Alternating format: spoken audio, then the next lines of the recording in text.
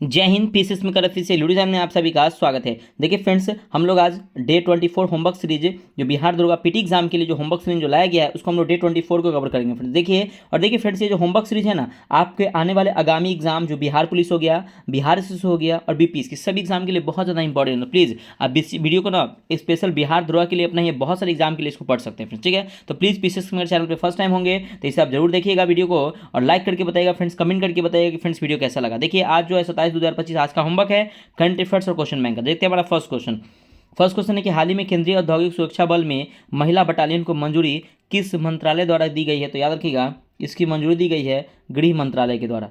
गृह मंत्रालय के द्वारा इसकी मंजूरी दी गई, याद रखिए। देखिए फ्रेंड्स, यहाँ पे गृह मंत्रालय से क्वेश्चन आता है अर्धसैनिक बल। एक होता है आपका अर्धसैनिक बल, अर्धसैनिक बल, अर्धसैनिक जो बल है, अर्धसैनिक बल गृह मंत्रालय के अधीन कार्य करता है। और सीआईएसएफ जो होता है, सीआईएसएफ जो भी ये भी होता है किसके अधीन? तो गृह मंत्रालय के अधीन कार्य करता है। और याद रखिए एक आता है एनडीआरएफ, एनडीआरएफ, एनडीआरएफ जो है वो एनडीआरएफ की महिला बटालियन का गठन जो हुआ है ना, गृह मंत्रालय के अधीन हुआ। ये क्वेश्चन आया था, ठीक है, ध्यान रखिएगा। अगला क्वेश्चन है आपका 2 नंबर कि 20 और 21 नवंबर 2024 के बीच में सी विजिल के चौथे संस्करण का आयोजन किया गया। यह आयोजन किसके द्वारा किया गया है? तो देखिए, जो सी विजिल का जो चौथे संस्करण का जो आयोजन किया गया है ना, ये भारतीय नौसेना के द्वारा किया गया। भारतीय नौसेना के द्वारा किया गया। भारतीय नौसेना के द्वारा ये सी विजिल कार्यक्रम का आयोजन किया गया है। देखिए, अगर हम नौसेना की बात करते हैं तो ध्यान से सुनिएगा, नौसेना का इतिहास गठन। देखिए, नौसेना मतलब नौसेना का जो इतिहास में गठन, इतिहास में सबसे पहले गठन किसने किया था? चोलों के द्वारा होता। चोल साम्राज्य है ना, इसके द्वारा सबसे पहले नौसेना का गठन किया गया था। अब देखिए, नौसेना दिवस की बात करते सुनिएगा, नौसेना दिवस हम लोग कब मनाते? तो नौसेना दिवस मनाते हैं हम लोग 4 दिसंबर को नौसेना दिवस मनाते हैं। अगर हम बात करते हैं वायुसेना दिवस, तो वायुसेना दिवस मनाते हैं 8 अक्टूबर को वायुसेना दिवस मनाते हैं। और थल सेना दिवस मनाते हैं हम लोग 15 जनवरी को थल सेना दिवस के रूप में मनाते हैं। अगला 3 नंबर के हाल ही में भारतीय सैन्य विरासत महोत्सव के दूसरे संस्करण के दौरान प्रोजेक्ट शौर्य गाथा की शुरुआत किसके द्वारा की गई थी? तो देखिए, प्रोजेक्ट शौर्य गाथा की जो शुरुआत की गई थी ना, वो याद रखें सीडीएस के द्वारा। सीडीएस के द्वारा। सीडीएस अभी वर्तमान में कौन है? तो सीडीएस जो है आपके अनिल चौहान के द्वारा। सीडीएस जो आपके अभी वर्तमान में अनिल चौहान है, सीडीएस अनिल चौहान के द्वारा क्या हुआ था कि इसकी शुरुआत की गई थी अनिल चौहान के द्वारा। ठीक है, ये ध्यान रखिएगा। अब देखिए, अगर हम बात करते हैं फ्रेंड्स सीडीएस की, तो सुनिएगा सीडीएस की स्थापना को हुआ था, सीडीएस का फुल फॉर्म होता है chief of defence staff. CDS का स्थापना हुआ था 25 दिसंबर, सीडीएस का स्थापना हुआ था 25 दिसंबर 2019 को। सीडीएस का क्या हुआ था कि सीडीएस का स्थापना हुआ था। अब 25 दिसंबर को क्यों? ध्यान रखिए, 25 दिसंबर को ना हम लोग अटल बिहारी वाजपेयी के जन्म दिवस के रूप में सुशासन दिवस के रूप में मनाते हैं। सुशासन, अटल बिहारी वाजपेयी जी के जन्मदिन पर हम लोग सुशासन दिवस के रूप में मनाते हैं 25 याद रखिए 25 दिसंबर को। ठीक है, चलिए अगला क्वेश्चन है आपका 4 नंबर की भारतीय जवानों के लिए कम वजन की स्वदेशी बुलेट प्रूफ जैकेट अभेद किसके द्वारा तैयार किया गया है? देखिए, ये अवैध जो तैयार किया गया ना, अवैध, ये डीआरडीओ के द्वारा, DRDO defence research and development organisation के द्वारा इसका अवैध का मतलब तैयार किया गया। ये स्वदेशी बुलेट है। और याद रखिएगा, अगर डीआरडीओ की बात करें तो स्थापना हुआ था 1958 में, डीआरडीओ का स्थापना हुआ था। इसका हेडक्वार्टर कहाँ है? तो न्यू दिल्ली में है। इसके वर्तमान में अध्यक्ष कौन है? तो समीर वी कामत। इसके वर्तमान में अध्यक्ष कौन है? समीर वी कामत इसके वर्तमान में अध्यक्ष है। ठीक है ना। अब देखिए, डीआरडीओ का जो प्रक्षेपण केंद्र मतलब डीआरडीओ का प्रक्षेपण मिसाइल जो प्रक्षेपित होता है कहाँ से होता है? तो व्हीलर द्वीप, याद रखिएगा, व्हीलर द्वीप से क्या होता है? व्हीलर द्वीप से क्या होता है कि डीआरडीओ का जो प्रक्षेपण जो होता है व्हीलर द्वीप से होता है। व्हीलर द्वीप कहाँ है? आपको उड़ीसा में। व्हीलर द्वीप का नया नाम बदल के एपीजे अब्दुल कलाम द्वीप कर दिया गया है, ये भी ध्यान रखिएगा। 5 नंबर क्या कि हाल ही में डीआरडीओ ने किस कंपनी के साथ मिलकर संयुक्त रूप से विकसित टैंक जोरावर का परीक्षण किया? तो डीआरडीओ ने किसके मिला? तो एल एन टी कंपनी लॉरेंस एंड टुब्रो कंपनी है जो डीआरडीओ के साथ मिलकर संयुक्त रूप से विकसित टैंक जोरावर का परीक्षण किया है। अगर देखिए, एक क्वेश्चन यहाँ से आता है कि नए संसद भवन का, देखिए नए संसद भवन का निर्माण किसने किया था? टाटा कंपनी ने नए संसद भवन का निर्माण किया था। अगला है 6 नंबर के हाल ही में अग्नि 4 और अग्नि 5 मिसाइल। देखिए, हाल ही में अग्नि 4 क्रूज मिसाइल और अग्नि 5 बैलिस्टिक मिसाइल। अग्नि 5 क्या हो जाएगा? बैलिस्टिक मिसाइल का परीक्षण क्रमशः कहाँ से और किसके द्वारा किया गया? देखिए, ये अग्नि 4 जो आपके अग्नि 4 क्रूज मिसाइल है, इसका परीक्षण डीआरडीओ के द्वारा किया गया है। ठीक है ना। और ये कहाँ पे किया गया है? तो ध्यान रखिएगा, ये डीआरडीओ के द्वारा किया गया है, विशाखापत्तनम में किया गया। ठीक है ना, विशाखापत्तनम में। अगर हम बात करते हैं अग्नि 5 मिसाइल जो आपका बैलिस्टिक मिसाइल है, ये जो किया गया है वो भी विशाखापत्तनम में, लेकिन ये डीआरडीओ के द्वारा किया गया। तो ध्यान रखिएगा, विशाखापत्तनम और डीआरडीओ। ठीक है। और याद रखिए अग्नि 5 के लिए ना एक मिशन दिव्यास्त्र की शुरू किया। अग्नि 5 मिशन के लिए एक जो मिशन दिव्य शास्त्र शुरू किया गया। मिशन दिव्य शास्त्र, मिशन क्या हो जाएगा, दिव्य शास्त्र मिशन, दिव्य शास्त्र मिशन की शुरुआत की गई है अग्नि 5 के लिए। अगला 7 नंबर की, भारत की नौसेना में तलवार श्रेणी का 8वां युद्धपोत कौन सा है जिसे 2025 में भारत को दिया जाना है? तो INS तलवार, INS क्या हो जाएगा, INS तमाल हो जाएगा। INS क्या हो जाएगा, तमाल हो जाएगा। जो तलवार श्रेणी का 8वां युद्धपोत जो 2025 में भारत को दिया जाएगा उसका नाम है INS तमाल। INS का फुल फॉर्म को पता है, Indian naval chief, Indian naval chief है, इंडियन नेवल चीफ। 8 नंबर की, नौसेना द्वारा नवीनतम सर्वोत्तम जहाज INS निर्देशक का जलावरण कहाँ से किया गया है? तो देखिए सर्वोत्तम जहाज INS निर्देशन का जो जलावरण किया गया ना, विशाखापत्तनम से, आंध्र प्रदेश के विशाखापत्तनम से। आंध्र प्रदेश के कहाँ से? तो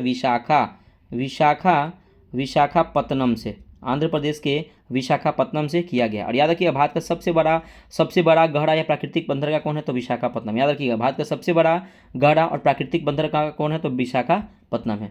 9 नंबर की, हाल ही में DRDO ने शक्तिशाली गाइडेड पिनाक हथियार प्रणाली का सफल परीक्षण किया है। पिनाक नाम कहाँ से लिया गया? देखिए पिनाक जो नाम लिया गया ना, ये शिव भगवान जो है ना उनके धनुष, शिव भगवान के धनुष का नाम है, शिव के धनुष से, शिव के धनुष के नाम क्या है? तो पिनाक है, इसी से क्या रखा गया, पिनाक रखा गया है, ठीक है ना। और याद रखिएगा कि सुखोई 30 में क्या है ना कि गाइडेड बम है जिसको मतलब कि गौरव लगाया गया है। ये क्वेश्चन आता है कि सुखोई 30 में जो एक गाइडेड बम है उसका नाम क्या है? तो गौरव, उसका नाम क्या है? तो गौरव लगाया गया है, सुखोई 30 में लगाया गाइडेड बम, ठीक है। अगला क्वेश्चन, अगला आपका 10 नंबर के, हाल ही में प्रधानमंत्री द्वारा एक नया मिसाइल परीक्षण केंद्र बनाने की घोषणा की गई है। यह मिशन किस राज्य में बनाया जाएगा? तो देखिए प्रधानमंत्री द्वारा एक नया मिसाइल परीक्षण केंद्र बनाने की घोषणा की। यह जो बनाया जाएगा ना आंध्र प्रदेश में बनाया जाएगा। कहाँ पे? तो आंध्र प्रदेश में, आंध्र प्रदेश में यह बनाया जाएगा, आंध्र प्रदेश में, ठीक है। आंध्र प्रदेश में क्या हो जाएगा, इसको बनाया जाएगा। और याद रखिएगा भारत में प्रक्षेपण केंद्र जो इसरो का है ना 3 जगह है। भारत में प्रक्षेपण केंद्र इसरो का कहाँ पे? 3 जगह। एक आपका थुत्तुकोंडी, इसको लिखिएगा थुत्तुकोंडी, थुत्तुकोंडी एक होगा आपका थुत्तुकोंडी। दूसरा अगर हम बात करते हैं सतीश धवन, दूसरा कौन है आपका? सतीश धवन, ये इसरो का प्रक्षेपण केंद्र सतीश धवन। तीसरा कौन है? तो इसरो अपना खुद है, इसरो है, तो ध्यान रखिएगा, ठीक है। अब देखिए व्हीलर द्वीप ना DRDO का प्रक्षेपण केंद्र, व्हीलर द्वीप किसका है? तो DRDO का जो इसका नाम बदल के APJ अब्दुल कलाम द्वीप कर दिया गया है। व्हीलर द्वीप DRDO का प्रक्षेपण केंद्र में अभी आपको बताया। व्हीलर द्वीप कहाँ है? तो उड़ीसा में है। देखिए अब एक क्वेश्चन आता है क्या कि अमेरिका के नासा है, अमेरिका के स्पेस एजेंसी का नाम क्या था? नासा। तो नासा का प्रक्षेपण केंद्र कहाँ है? तो याद रखिएगा, मैं इसको लिखता हूँ, सुनिएगा ध्यान से, ये है कैंप कैंपबेल, इसको लिखिएगा कैंपबेल, कैंपबेल जो है वह नासा का प्रक्षेपण केंद्र है, जिसके वजह से इसरो का हुआ, DRDO का हुआ, उसी प्रकार से नासा का जो प्रक्षेपण केंद्र है उसको बोलते कैंपबेल कहते हैं। अगला आपका 11 नंबर की, अटाकामा मरुस्थल कहाँ अवस्थित है? देखिए अटाकामा जो मरुस्थल है ना, ये जो अवस्थित है ये कहाँ पे है? तो ये उत्तरी चिली में है, उत्तरी चिली में, उत्तरी चिली में क्या है? ये अटाकामा मरुस्थल अवस्थित है उत्तरी चिली में। देखिए एक क्वेश्चन मैं आपको कल भी बताया था कि एंडीज पर्वत, एक एंडीज पर्वत है, सुनिएगा ध्यान से, एंडीज पर्वत, ये आपका जो एंडीज पर्वत जो है ना, एंडीज पर्वत वह अर्जेंटीना को चिली से अलग करता है। ध्यान रखिएगा, क्वेश्चन आता है कि अर्जेंटीना को चिली से अलग कौन करता है? तो एंडीज पर्वत। लेकिन ध्यान रखिएगा एक क्वेश्चन यही आता है कि अर्जेंटीना को चिली को जोड़ता कौन है? तो उस पाल्टा दर्रा, उस पाल्टा, सुनिएगा, उस पाल्टा दर्रा, उस पाल्टा जो दर्रा है, उस पाल्टा दर्रा है जो अर्जेंटीना को चिली से जोड़ता है, अर्जेंटीना को चिली से अलग करता है एंडीज पर्वत, ये ध्यान रखिएगा। अगला क्वेश्चन है आपका कि आल्प्स पर्वत के उत्तरी भाग में बहने वाली गर्म हवाएं को क्या कहते हैं? तो देखिए आल्प्स पर्वत के उत्तरी भाग में बहने वाली गर्म हवाएं को ना फान कहते हैं। क्या कहते हैं? फान कहते हैं, फान कहते हैं, ध्यान रखिएगा। और देखिए आल्प्स पर्वत जो है ना ये इटली के ऊपर है। आल्प्स पर्वत कहाँ है? तो इटली के ऊपर है, ये भी ध्यान रखिएगा, ठीक है ना। अगर हम बात करते हैं कि गर्म हवाएं की, तो याद रखिएगा सामून गर्म हवा जो होता है ना, सामून, एक सामून है, सामून गर्म हवा कहाँ बहती है? तो सामून बहती है, ये सामून जो बहती है वो कहाँ बहती है? तो याद रखिएगा ये बहती है ईरान में, सामून गर्म हवा कहाँ बहती है? तो ये ईरान में बहती है, ठीक है ना। अगर हम बात करते हैं क्या कि हरमट्टन, सुनिएगा हरमट्टन जो ये गर्म हवा ये कहाँ बहती है? तो सहारा डेजर्ट में, सहारा मरुस्थल में ये हरमट्टन जो हवा, गर्म हवा जो है ये कहाँ बहती है? तो याद रखिए ये जो बहती है आपके सहारा में बहती है, ध्यान रखिएगा, ठीक है ना। इसी प्रकार से चिनूक जो है कनाडा में बहती है। चिनूक कहाँ पे बहती है? तो कनाडा में। चिनूक कहाँ बनी थी? कनाडा में। अगला क्वेश्चन 13 नंबर की, पंपास, डाउन्स और वेल्ड्स घास के मैदान क्रमशः कहाँ अवस्थित? देखिए पंपास जो घास के मैदान है, पंपास ये आपके ना ये अर्जेंटीना में आपका पंपास घास के मैदान स्थित है। अगर हम बात करते हैं डाउन्स, तो डाउन्स जो है ना, डाउन्स घास के मैदान ऑस्ट्रेलिया में, ऑस्ट्रेलिया में क्या है, तो ऑस्ट्रेलिया में ये क्या है, तो ऑस्ट्रेलिया में क्या है आपको, डाउन्स के मैदान ऑस्ट्रेलिया में स्थित है, घास के मैदान। अगर हम बात करते हैं वेल्ड घास के मैदान, तो ये दक्षिण अफ्रीका में है। वेल्ड कहाँ पे है, वेल्ड, ये वेल्ड जो है वो कहाँ पे, तो दक्षिण दक्षिण दक्षिण अफ्रीका में क्या है, तो वेल्ड घास के मैदान कहाँ है, तो दक्षिण अफ्रीका में है वेल्ड घास के मैदान। ध्यान रखिए बुग्याल, एक मैं आपको कल बताया था बुग्याल, ये बुग्याल बुग्याल या पयाल, बुग्याल या पयाल जो घास है ये कहाँ है, तो ये आपके उत्तराखंड में है। अगर बात करते हैं मर्ग घास के मैदान कहाँ है, तो मर्ग कहाँ है, तो जम्मू कश्मीर में है, ये ध्यान रखिएगा। ठीक है, तो देखिए फ्रेंड्स, कुछ घास के मैदान है जो मैं आपको कल बताया था। देखिए फ्रेंड्स, जी के जी इसका मतलब क्या होता है, रिवीजन। अब जितना ज़्यादा रिवीजन कीजिएगा, देखिए ऑलरेडी मैं कल इसको बताया था, मैं आरबीआई के बारे में भी कल बताया था, लेकिन फिर भी अगर आरबीआई कहीं पे आता है तो मैं आपको बताता हूँ। डीआरडी के बारे में कल बताया था, डीआरडी के बारे में आता है तो मैं बताता हूँ। देखिए इससे क्या होता है ना फ्रेंड्स, याद होते हैं आपको बहुत सारे पार्ट। ठीक है, तो इसीलिए मैं पॉइंट को रिपीट करता हूँ। जी के जी इस मतलब होता है रिपीट। देखिएगा मैं आपको अभी जो डे हमारा 24 है, अभी तक का जितने भी होमवर्क सीरीज का डे 24 है, आप इतना जब अगर पहले से पढ़े हुए हैं अच्छे से, तो आप डे 24 अगर कवर कर रहे हैं, तो फ्रेंड्स आपको अपना अपने आप में एक्सपीरियंस लग रहा होगा कि हाँ मेरे को जीके जीएस कुछ ज़्यादा एक्स्ट्रा नॉलेज मिल रहा है। तो इसलिए मैं आपको फ्रेंड्स एक्स्ट्रा फैक्ट अपलोड करता हूँ, ताकि बताता हूँ, ताकि आपका यहाँ से क्वेश्चन बने तो आपका छूटे ना। ठीक है फ्रेंड्स, तो प्लीज़ इसलिए पीसीएस मेरे चैनल को सब्सक्राइब आप जरूर कीजिएगा। ये आप लोगों के लिए चैनल है और इसमें आप लोगों का पूरा सपोर्ट चाहिए हमें। ठीक है फ्रेंड्स, तो प्लीज़ आप सपोर्ट जरूर कीजिएगा, वीडियो को लाइक और चैनल को शेयर जरूर कीजिएगा आप लोग। ठीक है फ्रेंड्स, चलिए नेक्स्ट क्वेश्चन आपको 40 नंबर कि देवगिरी का नाम परिवर्तन करके दौलताबाद किसने रखा था। देखिए देवगिरी का नाम परिवर्तन करके ना दौलताबाद रखा था ना एमबीटी, जिसको बोलते हैं मोहम्मद बिन तुगलक।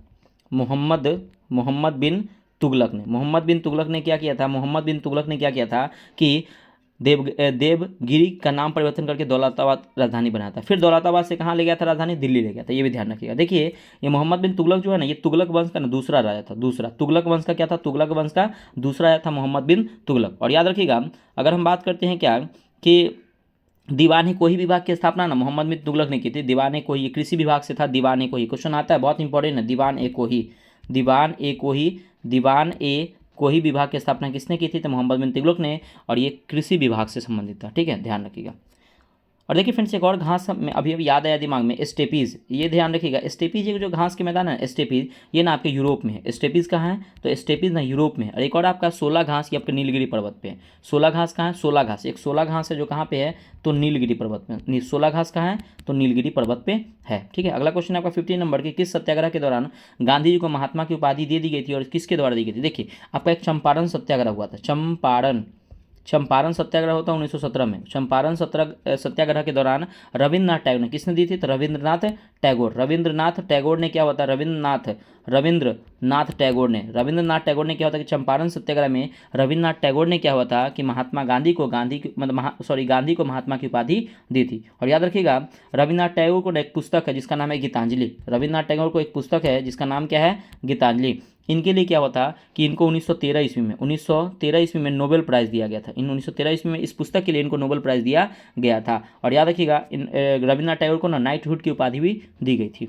ठीक है, अगला क्वेश्चन 16 है क्या कि हर्ष के काल में प्रयागराज में आयुक्त बौद्ध महापरिषद का अध्यक्ष किसे बनाया गया था। देखिए हर्ष के काल में ना प्रयागराज में आयुक्त बौद्ध महापरिषद के अध्यक्ष किसे बनाया गया था, तो याद रखिएगा ये बनाया गया था हेनसांग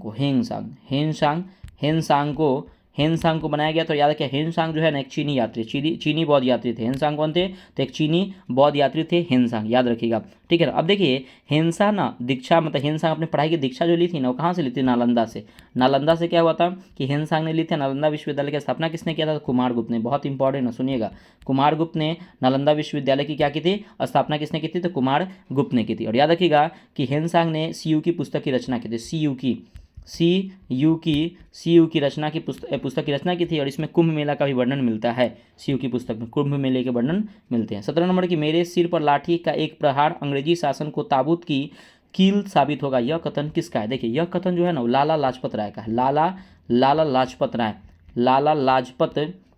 लाजपत राय का है कि मेरे सिर पर लाठी का एक एक प्रहार अंग्रेजी से शासन के ताबूत की कील साबित हो गया, कथन लाला लाजपत राय का। देखिए लाला लाजपत राय का ना मृत्यु हो गया था ना सैंडर्स की लाठी से, याद रखिए लाला लाजपत राय का जो मृत्यु हो गया था वो फिर से सैंडर्स की लाठी लगने से क्या हुआ था कि सर पे लगा था, ये एज थोड़ा सा ज़्यादा एज था इनका, तो इनसे क्या हुआ, सैंडर्स की लाठी लगने से इनकी क्या हो गई थी, मृत्यु हो गई थी। देखिए अगर हम बात करते हैं लाला लाजपत राय ने विरोध कर रहा था साइमन कमीशन का, ठीक है ना, साइमन कमीशन के विरोध कर रहे थे, साइमन कमीशन का लाला लाजपत राय ने क्या कर रहे थे, विरोध कर रहे थे साइमन कमीशन। आपको पता है कि साइमन कमीशन ना भारत में 2 बार आया था। एक बार आया था फरवरी 1928 में आया था, फरवरी 1928 में एक साइमन कमीशन आया था।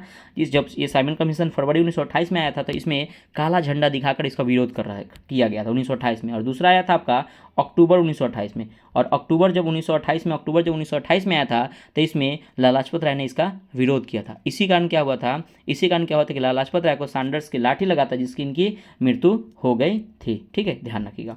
अगला 18 नंबर के हाल ही में भारतीय क्रांतिकारी महिला, उसने भारत छोड़ो के समय क्रांति की आवाज़ को रेडियो के माध्यम से देश के विभिन्न हिस्सों में फैलाया था। वह कौन थी? तो उनका नाम था उषा मेहता।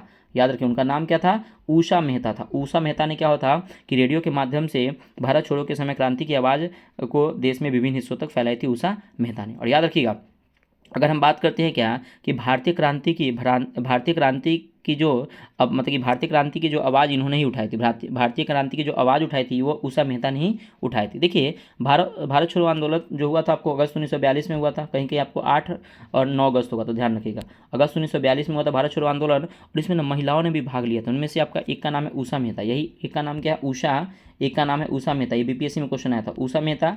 दूसरा का नाम है आपका कनकलता, ठीक है, कनकलता। तीसरा का नाम है अरुणा आशफ अली, तीसरा का नाम क्या है? तो अरुणा आशफ अली, अरुणा आसफ अली, ध्यान रखिएगा, ठीक है ना, अरुणा आशफ अली। तो देखिए ये तीनों ने क्या हुआ था कि ये जो आपके भारत छोड़ो आंदोलन हुआ था उसमें भाग लिए थे। क्वेश्चन बीपीएससी में पूछे हुआ था कौन महिला भाग लिए थे, तो उषा मेहता भाग ली थी, कनकलता और अरुणा आसफ अली ने भाग लिए थे, और बाकी जो इसमें से ऑप्शन यही तीनों सेम था, ठीक है, ध्यान रखिएगा। अगला क्वेश्चन 19 नंबर देखिएगा कि महाजनपद में कौशल महाजनपद की पहली और दूसरी राजधानी क्रमशः कहाँ बनाई गई थी? सुनिएगा, महाजनपदों में कौशल महाजनपद की पहली और दूसरी राजधानी क्रमशः कहाँ बनाई गई थी? याद रखिए, देखिए पहली राजधानी जो कौशल महाजनपद की बनाई गई थी ना, अयोध्या को बनाई गई थी। याद रखिए अयोध्या पहली राजधानी बनाई गई थी अयोध्या को, ये ध्यान रखिए। अगर दूसरी राजधानी की बात करते हैं तो महाजनपद की दूसरी राजधानी बनाई गई थी श्रावस्ती बनाई गई थी, श्रावस्ती। और सबसे ज़्यादा बौद्ध धर्म में अपना उपचार मतलब कि यहीं पे दिए थे श्रावस्ती में, ध्यान रखिएगा, ठीक है ना। अगर हम बात करते हैं कि अयोध्या किस नदी के किनारे, तो आपको पता है कि अयोध्या जो है फ्रेंड्स आपके सरयू नदी के किनारे, अयोध्या आपके सरयू नदी के किनारे स्थित है। महाजनपद की बात करते हैं आपको पता है कि 16 महाजनपद हमारे भारत में मतलब कि 16 महाजनपद थे। महाजनपद की संख्या कितनी थी? 16 थी। और याद रखिएगा महाजनपद की संख्या 16 थी, इसमें से आपको भारत में 14 महाजनपद थे और 2 महाजनपद कहाँ है? तो भारत से बाहर है। पहला आपका कम्बोज और दूसरा क्या हो जाएगा? कम्बोज और दूसरा हो जाएगा कंधार। कम्बोज और कंधार जो है आपके भारत से बाहर है। यूपी में आपको 8 महाजनपद है, बिहार में आपको 3 महाजनपद है। ये आप लोग डेटा याद रखिएगा, ठीक है। चलिए अगला क्वेश्चन है आपका 20 नंबर की, घाघरा का युद्ध कब और किसके मध्य हुआ था? देखिए घाघरा का युद्ध हुआ था ना, कब हुआ था? तो 1529 में घाघरा का युद्ध हुआ था और बाबर के साथ हुआ था। बाबर के साथ अफगान लड़े थे। बाबर के साथ कौन लड़ा था? तो बाबर के साथ कौन लड़ा था? तो बाबर के साथ अफगान बाबर के साथ क्या लड़ा था? तो अफगान लड़ा था। और उसके बाद 1530 इसमें बाबर की मृत्यु हो जाती है। इसी युद्ध के बाद 1530 में बाबर की क्या होती है? मृत्यु। अकाल तख्त की स्थापना किस सिख गुरु द्वारा की गई थी? देखिए अकाल तख्त की स्थापना जो की गई थी ना, वो किस गुरु के द्वारा की थी? गुरु हरगोविंद के द्वारा। गुरु क्या हो जाए? गुरु हरगोविंद के द्वारा अकाल तख्त की स्थापना की गई थी गुरु हरगोविंद के द्वारा। अब देखिए अगर हम बात करते हैं ना, लंगर प्रथा को अस्थायी किसने बनाया था? क्वेश्चन आता है कि लंगर प्रथा को अस्थायी किसने बनाया था? तो गुरु अंगद ने लंगर प्रथा को अस्थायी बनाया था। एक क्वेश्चन ये आता है कि लंगर प्रथा को औपचारिक कौन बनाया था? लंगर प्रथा को औपचारिक कौन बनाया था? तो अमरदास ने। दोनों क्वेश्चन में कंफ्यूजन मत होइएगा। लंगर प्रथा को औपचारिक बनाया था अमरदास ने और लंगर प्रथा को अस्थायी बनाया था गुरु अंगद ने, ठीक है ना। अमृतसर की स्थापना किसने की थी? तो रामदास ने।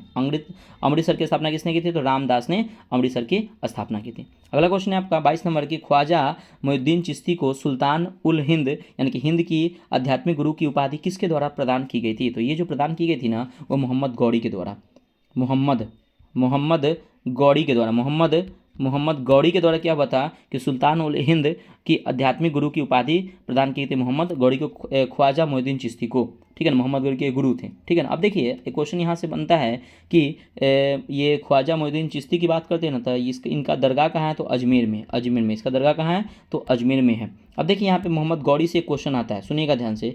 गौरी से एक क्वेश्चन आता है क्या कि पहला क्वेश्चन तो ये आता है कि भारत पर आक्रमण करने वाला दूसरा तुर्की आक्रमणकारी कौन था? तो यही था मोहम्मद गौरी, याद रखिएगा। दूसरा मतलब कि भारत पर आक्रमण करने वाला दूसरा तुर्की आक्रमणकारी कौन, तो तुर्की, दूसरा तुर्की आक्रमणकारी कौन था, तो मोहम्मद गौरी था। लेकिन पहला कौन था, तो महमूद गजनबी। पहला कौन था, तो महमूद महमूद महमूद याद रखिएगा कि पहला कौन था, तो महमूद गजनबी था। ध्यान रखिए, पहला कौन था, तो महमूद महमूद गजनबी था, गजनबी। ठीक है, पहला कौन था, तो महमूद गजनबी था। दूसरा कौन था, तो मोहम्मद गौरी था। ये तुर्की आक्रमणकारी था, ये ध्यान रखिएगा।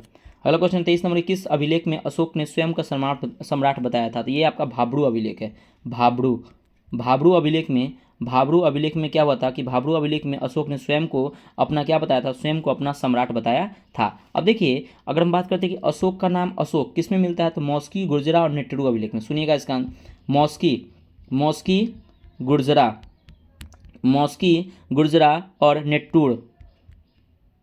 नेट्टूर अभिलेख में अशोक का नाम अशोक मिलता है। अब देखिए, अशोक का नाम जो है, अशोक का नाम प्रियदर्शी भी मिलता है। क्वेश्चन आता है अशोक का नाम प्रियदर्शी किसमें मिलता है, तो 11वें शिलालेख में कहा गया है अशोक को प्रियदर्शी। 11वें शिलालेख, 11वें शिलालेख में, 11वें शिलालेख में अशोक को प्रियदर्शी कहा गया है। प्रियदर्शी है, प्रियदर्शी कहा गया, प्रियदर्शी कहा गया अशोक के 11वें शिलालेख में अशोक को। अगला क्वेश्चन आपका 24 नंबर की, लोकनायक जयप्रकाश नारायण को मरणोपरांत भारत रत्न कब सम्मानित किया गया था, तो 1999 में। 1999 में लोकनायक जयप्रकाश नारायण को मरणोपरांत भारत रत्न सम्मानित किया गया था। और याद रखिएगा, जयप्रकाश नारायण ने 1974 में संपूर्ण क्रांति इन्होंने ही शुरू किया था। संपूर्ण क्रांति किसने शुरू किया था, तो जयप्रकाश नारायण ने।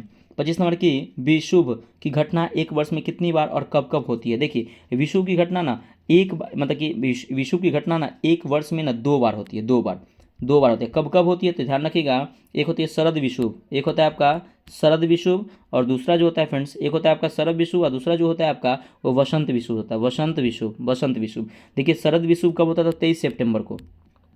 23 सितंबर को शरद विषुव होता है। और वसंत विषुव कब होता था, 21 मार्च को। 21 मार्च को क्या होता है, वसंत विषुव होता है। अब देखिए, विषुव क्या होता है, तो इसका राइट आंसर हो गया। अब देखो, विषुव क्या होता है, तो देखिए, जब सूर्य की किरणें विषुवत रेखा पर लंबवत होती है।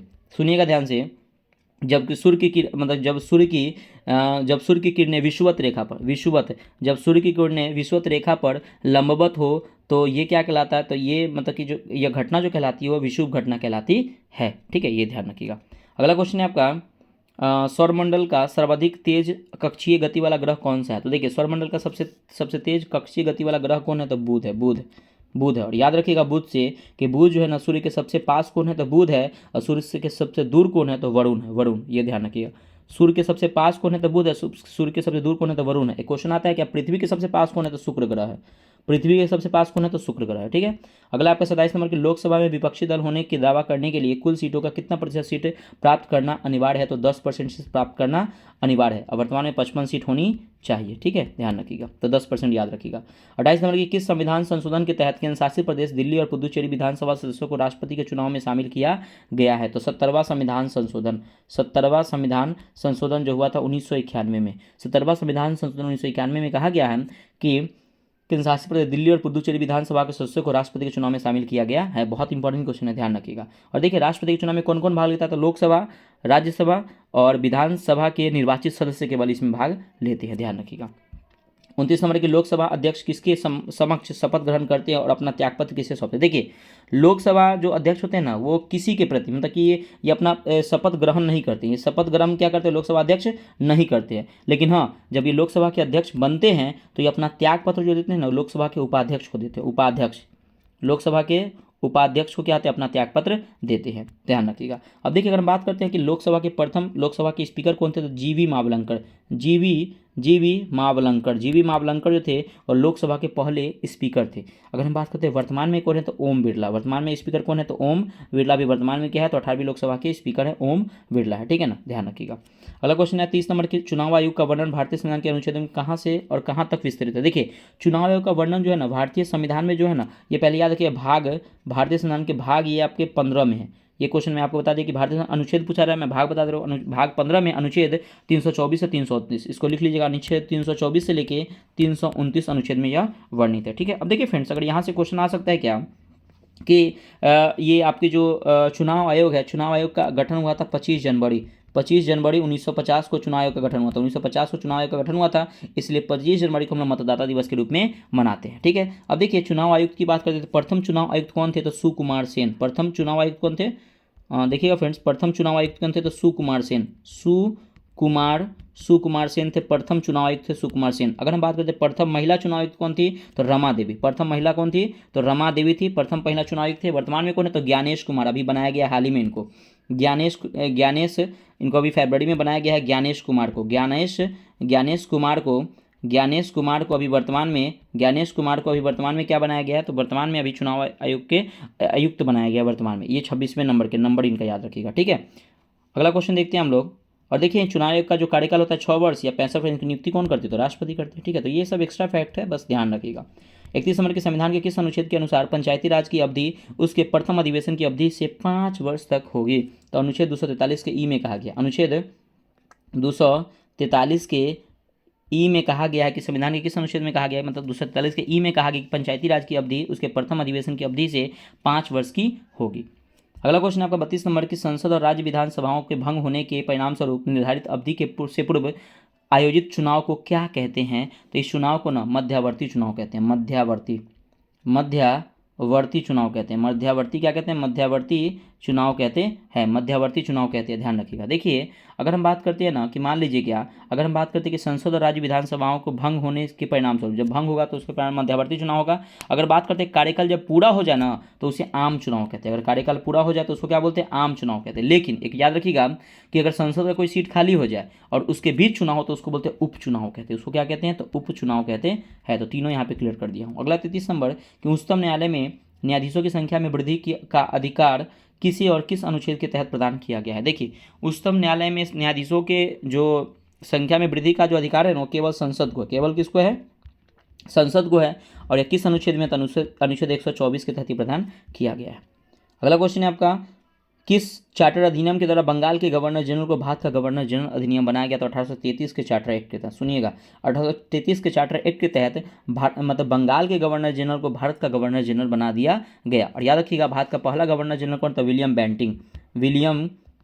बेंटिंग जो है वो भारत का प्रथम गवर्नर जनरल है। एक क्वेश्चन यहाँ से बनता है फ्रेंड्स कि ये देखिए, अभी तो भारत का गवर्नर जनरल है, तो एक क्वेश्चन है कि किस अधिनियम के तहत भारत के गवर्नर जनरल को भारत का वायसराय बना दिया गया? तो 1853, इसको भी लिख लीजिएगा। 1853 के अधिनियम के तहत भारत का जो गवर्नर जनरल था उसको भारत का वायसराय बना दिया गया। प्रथम वायसराय कौन थे? तो लॉर्ड कैनिंग थे। लॉर्ड कैनिंग जो थे भारत के प्रथम वायसराय थे, लॉर्ड कैनिंग।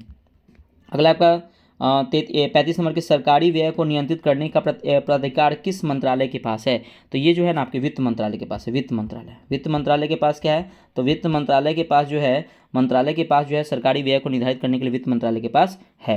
अगला क्वेश्चन है आपका 36 नंबर के, फेफड़े फुफ्फुस में कौन सी गुब्बारे जैसी संरचना होती है जहां गैसों का विनिमय होता है? तो याद रखिए, एल्वोलाई में होता है। कहाँ पे होता है? तो एल्वोलाई में होता है। एल्वोलाई बोलिए या इसी को बोलते हैं, एल्वोलाई बोलिए, इसी को कूपिका कहते हैं। कूपिका, एल्वोलाई बोलिए, इसी को क्या कहते हैं? कूपिका कहते हैं। कूपिका कहते हैं। और याद रखिए, फेफड़े की सबसे छोटी इकाई कौन होती है? तो कूपिका ही होती है। एल्वोलाई या कूपिका होती है फेफड़े की सबसे छोटी इकाई, एल्वोलाई या कूपिका को कहते हैं। 37 नंबर की, निम्नलिखित में कौन सा एक गैस श्वसन प्रक्रिया में प्रयुक्त वायु का घटक है? तो ऑक्सीजन आपका वायु का घटक है। कार्बन डाइऑक्साइड क्या है? तो देखिए, कार्बन डाइऑक्साइड क्या है? तो CO2 का उत्सर्जन है। कार्बन डाइऑक्साइड क्या होता है? CO2 का उत्सर्जन, इसको बाहर निकलता है। अक्रिय गैस, आपको पता है अक्रिय गैस की संख्या कितनी है? 6 है। इसको जीरो ग्रुप में रखा गया। अक्रिय गैस को जीरो ग्रुप में रखा गया। अगला क्वेश्चन है आपका 38 नंबर है, क्या कि शरीर में ऑक्सीजन युक्त वायु होने की प्रक्रिया को क्या कहते हैं? तो इसको कहते हैं वायवीय श्वसन। क्या कहते हैं? तो उसको वायवीय श्वसन कहते हैं। वायवीय श्वसन कहते हैं शरीर में ऑक्सीजन युक्त होने वाली प्रक्रिया को वायवीय श्वसन कहते हैं। 39 नंबर की, मानव हृदय के किस कोष्ठ को फेफड़े से प्रचुर मात्रा में ऑक्सीजन युक्त रक्त प्राप्त होता है? तो याद रखिए किस में? तो याद रखिए बाया आलिंद में। सुनिएगा, बाया आइलिन में क्या होता है कि मानव हृदय के किस कोष्ठ को फेफड़े में प्रचुर मात्रा में ऑक्सीजन युक्त रक्त प्राप्त होता है? तो बाया आलिन में प्राप्त होता है। अगला क्वेश्चन है 40 नंबर की, मानव शरीर में उदर गुहा और वक्षीय गुहा को कौन सा अलग करता है? तो ये करता है डायफ्राम। ये कौन करता है? तो डायफ्राम करता है। ये डायफ्राम करता है। याद रखिएगा कि मानव शरीर में उदर गुहा और वक्षीय गुहा को डायफ्राम क्या करता है? अलग करता है। अगला 41 नंबर की, जब रक्त में ऑक्सीजन की सांद्रता में कमी आती है तो श्वास लेने की गति पर क्या प्रभाव पड़ता है? तो श्वास लेने की गति पर क्या प्रभाव पड़ता है? श्वास लेने की गति क्या होती है? तो बढ़ जाती है। श्वास लेने की गति क्या आती है? तो बढ़ जाती है। जब रक्त के ऑक्सीजन में सांद्रता की कमी होती है तो श्वास लेने की गति पर प्रभाव बढ़ जाती है। 42 नंबर की, मानव शरीर में ऑक्सीजन का परिवहन सर्वाधिक किस रक्त कणिकाओं द्वारा होता है? तो ये होता है आरबीसी के द्वारा। आरबीसी के द्वारा होता है, जिसको रेड ब्लड कॉर्पस्कल्स कहते हैं। और याद रखिए, आरबीसी का निर्माण क्या? बोन मैरो यानी कि अस्थि मज्जा में होता है। अस्थि मज्जा में क्या होता है कि आरबीसी का निर्माण कहाँ होता है, अस्थि मज्जा में होता है। आरबीसी को कब्रगाह किसे कहते हैं, तो प्लीहा, स्प्लीन या तिल्ली को कहते हैं, इसी का नाम है। प्लीहा बोलिए, स्प्लीन बोलिए, तिल्ली इसी को बोलते हैं। आरबीसी का कब्रगाह किसे कहते हैं, कब्रगाह, यानी कि प्लीहा, स्प्लीन या तिल्ली को कहते हैं। अगला क्वेश्चन है आपका 43 नंबर, देखिएगा कि प्रश्वास के समय फेफड़ों में ली गई वायु में ऑक्सीजन की प्रतिशत मात्रा कितनी होती है। देखिए जो प्रश्वास में के समय फेफड़ों में ली गई वायु में ऑक्सीजन की मात्रा देखिए 14 से लेकर 21% तक होती है, लगभग आप लिख सकते हैं 21% के आसपास, ठीक है, ध्यान रखिएगा। अगला आपका 44 नंबर, कोशिका में भोजन या ग्लूकोज का ऑक्सीकरण कहाँ होता है। तो देखिए कोशिका में भोजन या ग्लूकोज का जो ऑक्सीकरण जो होता है ना, माइटोकॉन्ड्रिया में क्या होता है, तो माइटोकॉन्ड्रिया में होता है, माइटोकॉन्ड्रिया में होता है। याद रखिएगा कि माइटोकॉन्ड्रिया में ना डीएनए और आरएनए दोनों होता है, ठीक है। एक क्वेश्चन आता है कि माइटोकॉन्ड्रिया की खोज किसने किया था, तो अल्टमैन ने माइटोकॉन्ड्रिया की खोज किसने किया, अल्टमैन ने किया। और माइटोकॉन्ड्रिया को ही पावर मतलब कि कोशिका का पावर हाउस कहते हैं, ऊर्जा घर कहते हैं माइटोकॉन्ड्रिया को, याद रखिएगा, ठीक है ना। और कोशिका के भीतर कोशिका के नाम से ना माइटोकॉन्ड्रिया को ही जाना जाता है। कोशिका के भीतर कोशिका किसको कहते हैं, तो माइटोकॉन्ड्रिया को कहते हैं। 45 नंबर की पौधे की पत्तियों जगह पौधे की पत्तियों में ऑक्सीजन व कार्बन डाइऑक्साइड के विनिमय के लिए क्या पाए जाते हैं, तो इसमें रंध्र पाए जाते हैं, यहाँ पे देखिए पौधे के पत्तियों में ऑक्सीजन और कार्बन डाइऑक्साइड के विनिमय के लिए क्या पाए जाते हैं, देखिए कार्बन डाइऑक्साइड और पानी पाए जाते हैं, CO2 पाए जाते हैं, और क्या पाए जाते हैं, पानी के लिए क्या पाए जाते हैं, कार्बन डाइऑक्साइड और H2O पाए जाते हैं, यानी कि CO2 और H2O पाए जाते हैं। ध्यान रखिएगा क्या क्या के लिए क्या पाए जाते हैं, कार्बन डाइऑक्साइड और H2O पाए जाते हैं, जल पाए जाते हैं, ठीक है, कार्बन डाइऑक्साइड और जल पाए जाते हैं। अगला क्वेश्चन आपका 46 नंबर की मानव रक्त में अधिकांशतः कार्बन डाइऑक्साइड का परिवहन किस रूप में होता है। तो देखिए मानव रक्त में अधिकांशतः कार्बन डाइऑक्साइड का जो परिवहन होता है ना, कार्बोहाइड्रेट आयन के रूप में होता है, कार्बोहाइड्रेट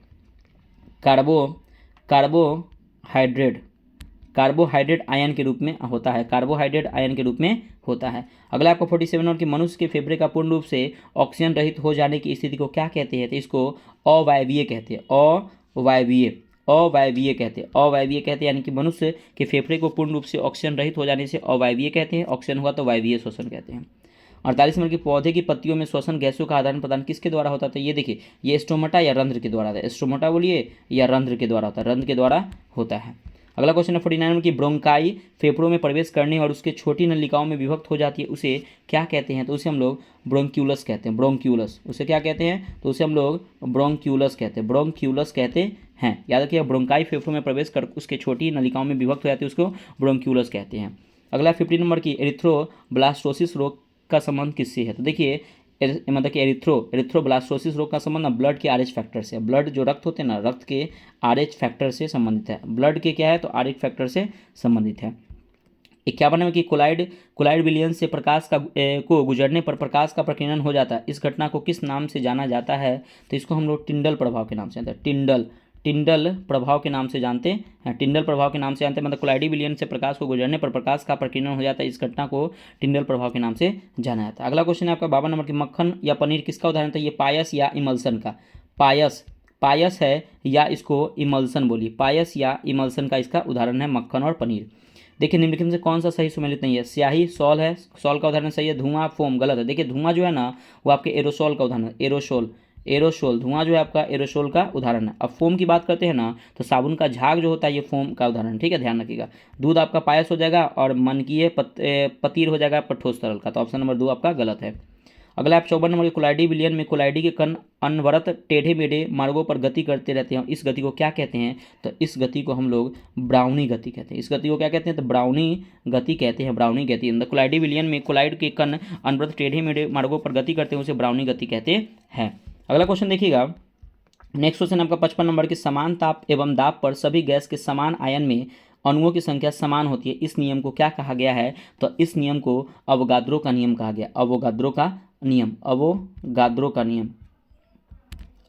नियम कहा गया है। समान ताप एवं दाब पे सभी गैस के समान अपतन में अणुओं की संख्या को अवोगाद्रो का नियम कहा गया है। अगला क्वेश्चन है 56 नंबर, किसी माध्यम में चलती हुई प्रकाश जब किसी दूसरे माध्यम की सतह से टकराती है तो प्रकाश का कुछ भाग पहले माध्यम में वापस लौट आता है, प्रकाश की इस परिघटना को क्या कहते हैं, तो प्रकाश का परावर्तन कहते हैं, प्रकाश का क्या कहते हैं, तो प्रकाश का परावर्तन कहते हैं। अगला क्वेश्चन है आपका, दर्पणों में किसे क्रमशः अभिसारी और अपसारी कहा गया। देखिए दर्पणों में ना अभिसारी कहा गया अवतल दर्पण को कहा गया अभिसारी, और याद रखिए उत्तल दर्पण को कहा गया अपसारी। अगला 58 नंबर, कान नाक और गले की डॉक्टर आंतरिक जांच हेतु किस दर्पण का प्रयोग करते थे? ये अवतल दर्पण का प्रयोग करते हैं। अवतल दर्पण का, आंख नाक और गले के इलाज के लिए अवतल दर्पण का उपयोग करते हैं, अवतल दर्पण का उपयोग करते हैं। अगला क्वेश्चन है आपका 59 नंबर की, वायुमंडल के विभिन्न परतों द्वारा प्रकाश का अपवर्तन होने से तारे टिमटिमाते नजर आते हैं, यह प्रकाश की घटना कौन सी है? तो देखिए, कोई भी अगर झूठी घटना होगी ना तो याद रखिए प्रकाश का अपवर्तन होता है, झूठी घटना, प्रकाश का अपवर्तन, प्रकाश का अपवर्तन, अपवर्तन जो होती है झूठी घटना, ध्यान रखें अपवर्तन। देखिए कोई भी झूठी घटना होगी तो प्रकाश का अपवर्तन, सच्ची घटना होगी तो प्रकाश का परावर्तन। आप देखिए रियली में ना तारा नहीं टिमटिमाता है, वो हमारे धूल कण से ना क्या होता है ना, वो विचलित होता है, ध्यान रखिएगा। अगला क्वेश्चन है आपका 60 नंबर की, प्रकाश की किस परिघटना के कारण तेज गर्मी वाले दिन में मरीचिका दिखाई पड़ती है? तो पता है कि पूर्ण आंतरिक परावर्तन, प्रकाश के पूर्ण आंतरिक, प्रकाश के पूर्ण आंतरिक परावर्तन के कारण, प्रकाश के पूर्ण आंतरिक परावर्तन के कारण क्या होता है कि मरीचिका दिखती है। देखिए कोई भी वस्तु में अगर चमक दिखेगा ना तो ये पूर्ण आंतरिक परावर्तन है, जिसमें शीशे के कांच का चटकना, उसमें जो लाइट होता है वो पूर्ण आंतरिक परावर्तन के कारण होता है, तो ध्यान रखिएगा। अगला आपका 61 नंबर की, सर्वप्रथम किसने सूर्य से आने वाले श्वेत प्रकाश को प्रिज्म से गुजार कर विभिन्न रंगों में विभाजित किया था? न्यूटन साहब ने। किसने किया था? तो न्यूटन साहब ने किया था। और याद रखें न्यूटन जो ये गुजारे थे उस 7 रंगों में विभक्त हुआ था, ठीक है, विविग्रो जिसको कहते हैं। 62 स्पेक्ट्रम वनपट का माध्य रंग किस रंग को कहा जाता है? तो देखो बीच में ना हरा होता है, जो हरा ग्रीन होता है, बीच में क्या होता है? ग्रीन होता है, तो यही होगा आपका मध्य रंग, ठीक है। आगे क्वेश्चन आपका 63 नंबर की, अणुओं द्वारा प्रकाश के प्रकीर्णन का अध्ययन सर्वप्रथम किसके द्वारा किया गया था? तो याद रखिए इसको किया गया था सीवी रमन के द्वारा, सीवी रमन के द्वारा किया गया था। अणुओं द्वारा प्रकाश के प्रकीर्णन का अध्ययन किसके द्वारा किया गया था? सीवी रमन के द्वारा किया गया था। इसीलिए इनको 1930 में नोबेल प्राइज दिया गया था, 1930 में सीवी रमन को नोबेल प्राइज दिया गया इसी के लिए। अगला 64 नंबर की, प्रकाश से किस घटना के कारण तराशा हुआ हीरा चमकता हुआ दिखाई पड़ता है? मैंने अभी आपको बताया कि पूर्ण आंतरिक परावर्तन, कोई भी चमक होगा पूर्ण आंतरिक परावर्तन, पूर्ण आंतरिक परावर्तन, पूर्ण आंतरिक क्या हो जाएगा? परावर्तन। आप देख लीजिएगा एग्जाम्पल बहुत सारे होंगे, ठीक है। अगला आपका 65 नंबर की, यदि पृष्ठ में छपे अक्षर को लेंस से देखने पर अक्षर बड़ा दिखाई देता है तो वो कौन सा लेंस है? तो वो आपका अवतल लेंस है। कौन सा लेंस है? तो आपका अवतल लेंस है, जिसमें आपको क्या होगा कि वो बड़ा अक्षर दिखाई देता है, ठीक है। अगला क्वेश्चन है आपका, अगला क्वेश्चन है कि 66 नंबर समझिएगा कि स्वतंत्र भारत की पहली जाति आधारित जनगणना कब और किस राज्य में की गई थी? देखिए स्वतंत्र आधारित पहली जाति आधारित जनगणना जो हुई थी ना 2011 में हुई थी, 2011 में हुई थी। और कहाँ पे हुई थी? तो ये हुई थी त्रिपुरा में, त्रिपुरा में हुई थी पहली बार। कहाँ पे हुई थी? त्रिपुरा में हुई थी। लेकिन एक क्वेश्चन यहाँ से बनता है कि भारत की पहली जाति आधारित जनगणना कब हुई थी? तो 1931 में की गई थी, 1931 में पहली जाति आधारित जनगणना की गई थी आज़ादी से पहले। 67 नंबर की, राष्ट्रीय योजना समिति कांग्रेस योजना का गठन कब और किसके द्वारा किया गया था? देखिए राष्ट्रीय योजना समिति का गठन जो किया गया था 1938 में किया गया था, 1938 में किया गया था। और याद रखिए एससी बोस कहने का मतलब क्या? सुभाष चंद्र बोस के द्वारा ने बनाया था इसको राष्ट्रीय योजना समिति। अगला क्वेश्चन है आपका 68 नंबर की, भारत की पहली औद्योगिक नीति कब और किसके द्वारा जारी की गई थी? देखिए भारत की पहली औद्योगिक नीति ना 1948 में जारी की गई थी, 1948 में जारी की गई थी। और श्यामा प्रसाद मुखर्जी, याद रखिएगा श्यामा प्रसाद मुखर्जी के द्वारा, श्यामा प्रसाद मुखर्जी के द्वारा पहली औद्योगिक नीति लाई गई थी। और याद रखिएगा श्यामा प्रसाद मुखर्जी के नाम पर एक कलकत्ता का पोर्ट है, इनके नाम पर रखा गया। श्यामा प्रसाद मुखर्जी के नाम पर कलकत्ता में एक पोर्ट का नाम रखा गया इनके नाम पर। अगला 69 नंबर की, औद्योगिक नीति के किस मंडल को भारत का आर्थिक संविधान या राज्य पूंजीवाद की गीता भी माना जाता है? तो किसे मतलब कि औद्योगिक नीति किस मंडल को? तो यानी पीसी महालनोबिस मंडल, याद रखिएगा पीसी महालनोबिस मॉडल को, पीसी महालनोबिस मॉडल को भारत का आर्थिक संविधान या राज्य पूंजीवाद की गीता भी कहा जाता है। अगला 70 नंबर की, भारत में वर्तमान आंकड़ों के अनुसार सर्वाधिक एफडीआई कहाँ से आता है? देखिए भारत में वर्तमान आंकड़ों के अनुसार सर्वाधिक एफडीआई जो होता है ना वो सिंगापुर से आता है, सिंगापुर से सर्वाधिक एफडीआई आता है। किस कंपनी से? तो याद रखिए कैपिटल इन्वेस्ट कंपनी से आता है, कैपिटल इन्वेस्ट कंपनी, लिख लीजिएगा कैपिटल इन्वेस्ट कंपनी। 71 नंबर क्या कि प्लांट इकोनॉमी फॉर इंडिया पुरस्कार के लेखक कौन है? तो देखिए प्लांट इकोनॉमी फॉर इंडिया पुरस्कार के लेखक जो है वह एम विश्वेश्वरैया, सुनिएगा एम विश्वेश्वरैया,